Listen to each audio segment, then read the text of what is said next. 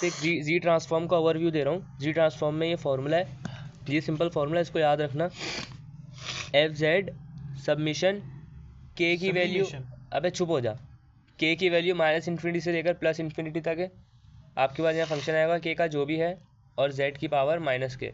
आपके पास के हमेशा पावर के अंदर होना चाहिए, नहीं होगा तो एक्सपोनेंशियल डाल के पावर के अंदर लाओगे। जैसे यहाँ पर तुम्हारे पास साइन है, तुमने इसको साइन को एक्सपोनेंशियल के फॉर्मूले में कन्वर्ट करा ताकि के जो है वो बराबर में ना आए, पावर में आए, क्योंकि जब तक पावर में नहीं आएगा, इसके मुताबिक जब तक पावर में नहीं आएगा तुम सॉल्व नहीं कर सकते। ये बात क्लियर हुई? नहीं हुई? हो गई? नहीं हुई। तुम्हारे पास साइन क्या है, यहाँ पर लिखा हुआ साइन, ये फंक्शन तुम्हारे पास दिया हुआ है। अगर तुम इसको जब तक इस वाले फॉर्मूले में कन्वर्ट नहीं करोगे ना, हाँ, तो तुम्हारे पास जब तक के पावर में नहीं आएगा तो तुम इसको सीरीज में नहीं खोलोगे। समझ गया। तुम्हें एक्सपोनेंशियल लगा के पावर में लाना होगा के को किसी भी तरह। ये पहला स्टेप है। नहीं, हाँ, ये जब होगा जब नहीं होगी पावर। हाँ, यहाँ पर पहले से जो है वो के पावर में दिया हुआ है, तो मैं नहीं करूँगा। नहीं करोगे तो सबसे पहले मुझे ये सवाल दिया हुआ है, दो टर्म दी हुई है, एक 5 की पावर के, तो k is greater than, sorry less than zero. Limit दी हुई है 0 से लेकर, 0 से छोटा, माइनस इन्फिनिटी से लेकर 0 तक, -1 तक, क्योंकि इक्वल टू नहीं है। माइनस इन्फिनिटी से लेकर -1 तक इसकी लिमिट है, और इसकी लिमिट होगी 0 से लेकर प्लस इन्फिनिटी तक, क्योंकि यहाँ इक्वल टू लिखा हुआ है। दोनों की लिमिट पता चल गई, फॉर्मूले में पुट करूँगा। ये मैंने लिया बराबर इसके, पहले मैंने लिखा सबमिशन, अभी नए ऐसा क्यों लग रहा है मुझे, के इज इक्वल्स टू इसकी लिमिट क्या है, माइनस इन्फिनिटी से लेकर -1 तक, माइनस इन्फिनिटी से लेकर -1। और ये कैसे पता चला कि हम माइनस इन्फिनिटी नीचे लिखेंगे ऊपर?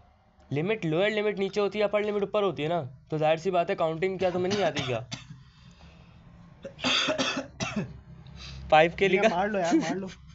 5 के लिखा फंक्शन, उसके बाद z की पावर माइनस के लिखा, प्लस डाल के दूसरा फंक्शन लिखेंगे। दूसरा फंक्शन ये रहा, दूसरा फंक्शन लिखा सबमिशन के की पावर, लिमिट क्या थी, 0 से लेकर प्लस इन्फिनिटी, 0 से लेकर प्लस इन्फिनिटी, 3 के लिखा और z की पावर माइनस के लिखा। समझ में आया? ये तुझे भी आ गया? हाँ, ये इसमें वैल्यूज रखी हैं बस। उसके बाद मैं के को कॉमन ले रहा हूँ, ये लाजमी लेना, क्योंकि मैं इसने कहा था जब तक के को कॉमन नहीं लोगे तो सीरीज़ में मत खोलना। अगर के को कॉमन लोगे, मतलब नहीं लोगे और सीरीज़ में खोल लोगे, तो बार बार तुम्हें के लिखना पड़ेगा हर वैल्यू के साथ, और फिर तुम गड़बड़ करोगे लाजमी। हो तो जाएगा अगर तुम बहुत होशियार हो तो, लेकिन वैसे गड़बड़ करोगे। के को कॉमन लिया, कॉमन लेने के बाद तुमने सीरीज़ में खोल दिया, ये वैल्यूज़ बन गई। अब इसको तुम सीरीज़ में खोलोगे। सीरीज़ में कैसे खोलोगे? तुमने देखा कि लिमिट कहाँ पर एंड हो रही है, माइनस, कहाँ पर एंड हो रही है लिमिट, -1। अब इस सबमिशन को हटाना है, इस सबमिशन को हटाएंगे, मतलब एक सीरीज चल रही है, तो माइनस इन्फिनिटी से आ रही है, मतलब कोई वैल्यू चलते हुए आ रही है पीछे से, मुझे लास्ट की वैल्यू पता है, पहले की नहीं पता। ठीक है, तो मैं लास्ट 3 से स्टार्ट करता हूँ। मैंने फंक्शन लिखा, इसकी वैल्यू क्या कर दी, -3। ये पूरा लिया, इसकी बात कर रहा था ना, 3 कहाँ से आया? 3 बता रहा हूँ ना, मैंने बोला 3 वैल्यू पहले से ले रहा हूँ। माइनस इन्फिनिटी से लेके -1 है, उसके बीच में -3, -2, -188 सारी चीज़, समझे बात? देखो मैंने लास्ट की 3 ली, क्योंकि माइनस इन्फिनिटी से स्टार्ट हो रहा था। मुझे लास्ट की 3 लेने की वजह ये, क्योंकि मुझे पहली टर्म मालूम होनी चाहिए, या लास्ट की या पहले की। पहली टर्म मालूम होगी तो पहली टर्म मालूम होगी। असल में फॉर्मूला ये है, जीपी ज्योमेट्रिक प्रोग्रेशन मुझे निकालना है जब सबमिशन हटेगी, क्योंकि पहली टर्म को मैं डिवाइड करा दूंगा 1 - r। r क्या है, कॉमन रेशो। कॉमन रेशो क्या होता है बताता हूँ। मुझे पहली टर्म और कॉमन रेशो निकालना है। कॉमन रेशो की वजह से मैंने 3 टर्म ली, और सबसे पहली टर्म मैंने इस वजह से ली क्योंकि मुझे पहली टर्म चाहिए थी। ये बात मैंने इस वजह से जो है ना, ये टर्म ली है मैंने, -3 से स्टार्ट लिया, -2 लगाया, -1 लगाया, यहाँ पे सीरीज खत्म हो गई लिमिट के अकॉर्डिंग।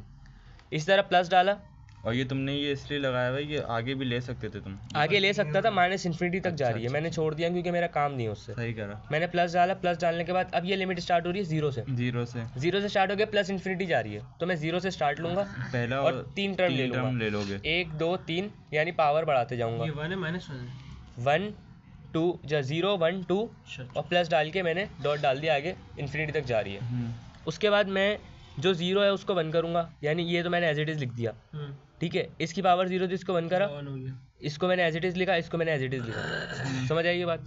अब मैं क्या कर रहा हूँ, मुझे इस सीरीज़ को अभी ख़त्म करना है। सीरीज़ अभी ख़त्म नहीं हुई क्योंकि आगे डॉटेड आ रहा है। मैंने सबमिशन का साइन हटा दिया, लेकिन सीरीज़ ख़त्म नहीं करी। सीरीज़ ख़त्म करने के लिए मैं ज्योमेट्रिक प्रोग्रेशन को यूज़ करूँगा। ज्योमेट्रिक प्रोग्रेशन क्या होती है, तुम लोगों ने फर्स्ट ईयर या सेकंड ईयर में शायद पढ़ो कि ए बराबर होता है सॉरी GP बराबर होती है A/1 माइनस R के। A हमारे पास होती है फर्स्ट टर्म, सही है, और R हमारे पास होता है कॉमन रेशो। कॉमन रेशो क्या होता है कि बाद वाली टर्म को पहले वाले से डिवाइड करा देते हैं, तो हमारे पास कॉमन रेशो निकलता है।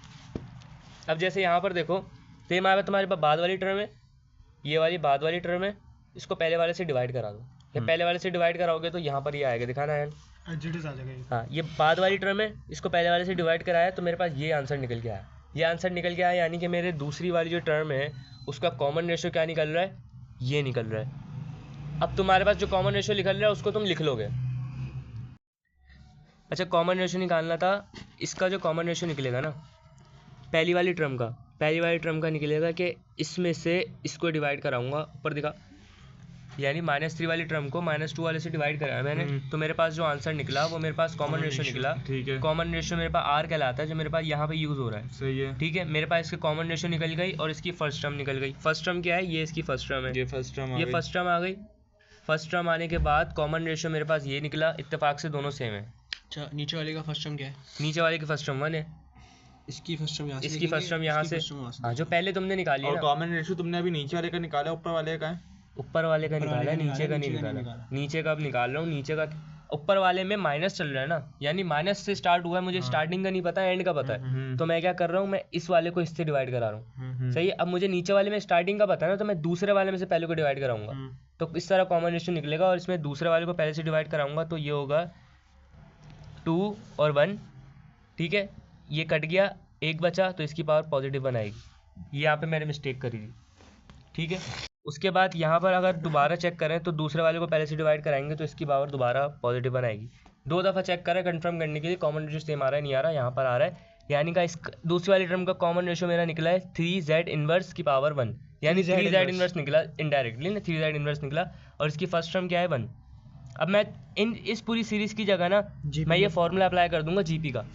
पहली वाली टर्म के लिए मैंने क्या लिखा, जो मैंने निकाला था, फर्स्ट टर्म क्या है, फर्स्ट टर्म है 5z यहाँ पर z इनवर्स फर्स्ट टर्म लिखी, फॉर्मूले का निकला -1, सही है, फॉर्मूले का 1 माइनस लिखा, और इसकी जो है मैंने क्या लिखा, कॉमन रेशो, जो मैंने 8 निकाला था, कहाँ पर, सही कॉमन रेशो, ये प्लस डाला मैंने, ये वाला प्लस, पहली वाली टर्म मेरी खत्म हो गई। ठीक है, जो मैंने GP में कन्वर्ट कर दी।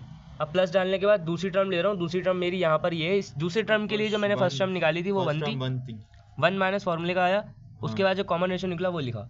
ठीक है, अब मुझे क्या करना है, अब एक बात ध्यान में रखना कि जब इस कंडीशन में तुम्हारा आंसर आ जाए ना, नहीं होगा यहाँ पे, हाँ सॉरी +1 आएगा, नहीं ये -1 है ना, असल में इसके ऊपर होल पावर 1 है, वैसे तो ये -1 ही है। z ट्रांसफॉर्म लिखा। अच्छा, अब होगा इस तरह कि तुम्हें जो होल पावर है ना, पहले उसको पॉजिटिव करना, होल पावर को पॉजिटिव करने के बाद जो z की पावर है ना उनको पॉजिटिव करना है, बस ये करना है। तो मैं अगर इसको देखूं तो इसको अगर मैं इस तरह लिख दूं तो ये पॉजिटिव, एक ही बात है। हाँ बिल्कुल एक ही बात। ठीक है, नीचे वाले को भी सही, नीचे वाले को भी मैंने इस तरह लिखा, बिल्कुल, इसकी पावर पॉजिटिव में हुई, इसकी पावर पॉजिटिव में हुई, यहाँ पर मैंने इसकी पावर को पॉजिटिव करा, z को नीचे लेकर। ठीक है, ये मैंने करा।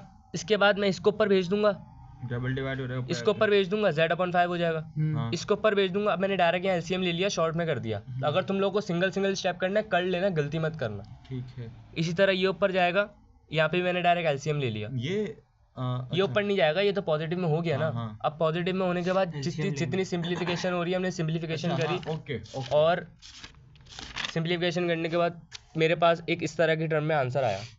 सही है, इस तरह की टर्म में आंसर आया, मैंने दोबारा LCM लिया, दोबारा LCM लेके ये इधर सिंप्लीफिकेशन करी, काटम पुटी करी, और ये आंसर निकल गया फाइनल। पूरा सवाल इसी तरह होगा। अगर अभी रुक जाए एक सेकंड, अगर मैं दोबारा से देखूँ साइन वाले सवाल को, तो साइन वाले सवाल में मैंने तुम्हें बताया था कि मैं इसको डायरेक्ट नहीं कर सकता क्योंकि K पावर में नहीं है। अगर ये सीरीज में लिखूंगा तो इसके आगे 1 2 3 4 चलता रहेगा और फिर मेरे पास कोई टर्म नहीं निकलेगी और सवाल सॉल्व नहीं होगा, क्योंकि सबमिशन को जब मैं खोलूंगा तो K की जगह मुझे 1 2 3 लिखना पड़ेगा जो इसकी लिमिट के अकॉर्डिंग होगा। लेकिन यहाँ पर वो नहीं हो सकता क्योंकि K पावर में नहीं है। K को पावर में करने के लिए साइन का हमने लैप्लास में पढ़ा था एक formula, sin 80 is equals to sin 80 is equals to, और ये उसका फॉर्मूला था। अब इसी फॉर्मूले को मैं यहाँ पर रख के K इसके अंदर आ गया, वही K को मैंने जो है 2 आयोटा कॉमन था बाहर लिया, उसके बाद सबमिशन के अंदर डाल के K को कॉमन लिया। K को कॉमन लेने के बाद फिर मैंने सबमिशन में खोला, फिर सीरीज़ बनाई, फिर सीरीज़ बनाने के बाद फर्स्ट टर्म लिया, कॉमन रेशो लिया, कॉमन रेशो लेने के बाद दोबारा मैंने दोनों सीरीज़ में फर्स्ट टर्म और कॉमन रेशो के ज्योमेट्रिक प्रोग्रेशन के अकॉर्डिंग उनकी वैल्यूज़ रखी, और आंसर लगाइए सिंप्लीफिकेशन करके। साइंस पॉजिटिव करी, फिर हाँ। z की साइंस पॉजिटिव। पूरा जी ट्रांसफॉर्म में सिर्फ यही चलता आ रहा है। सिर्फ आपको दो चीज़ों का ख्याल रखना है, कॉमन रेशो फर्स्ट टर्म, और फिर आपका जो z की पावर होल पावर है उसको पॉजिटिव करना है और z की पावर को पॉजिटिव करना है और आंसर आ जाएगा। ये 1/2 आयोटा जो है हाँ। ये तुमने इसको ये फॉर्मूले से आया है। नहीं इसको यहाँ पे कैसे तुमने इसको करवा दिया, सिर्फ इसी से किस तरह मल्टीप्लाई करवा दिया, नीचे से भी तो होगा। चलो इस वाली टर्म को देखो, अगर इस वाले को देखें तो 1/2 आयोटा